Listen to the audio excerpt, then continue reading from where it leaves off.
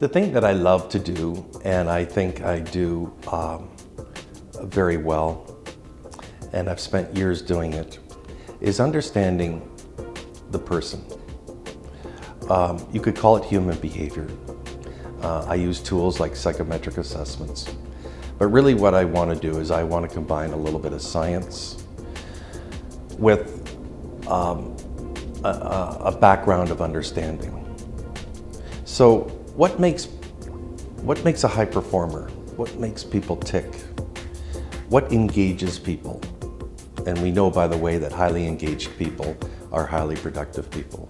We also know that highly engaged workforce will create a really sustainable business model for a company, and they will thrive from that. So the issue is not just the person that we're trying to hire. The issue is just as much understanding you, the president, you, your executive team, equally as much as the person we're trying to bring in. So I'm going to look at you, I mean that sounds assertive, but I want to look at you very carefully. I want to understand you. And then when I do my exercises on you, I'm going to look at what are the building blocks of your performance. What's your ability to pay attention to the right things? How do you behave in front of 6 people when you're presenting? What are your derailers? What keeps you fluid? How distracted are you? I'll determine your drive, what drives you, how driven are you, what's your behavioral balance, emotional balance, cognitive agility, people agility, self-criticalness, the styles in which you behave.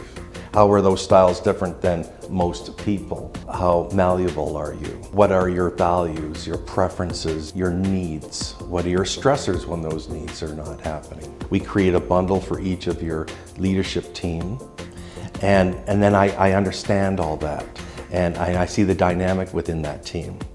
So then now we look at bringing somebody on board that is going to move us forward, okay? And so I can look for that. I can't clone it, but I certainly can tell you all about this inventory of this person. And I have to be careful because I'm going to say if this good person's going to work in this environment, it's like an organ rejection. If this good person won't work in this environment, then it won't work. So I have to be very careful in how I'm looking at that person.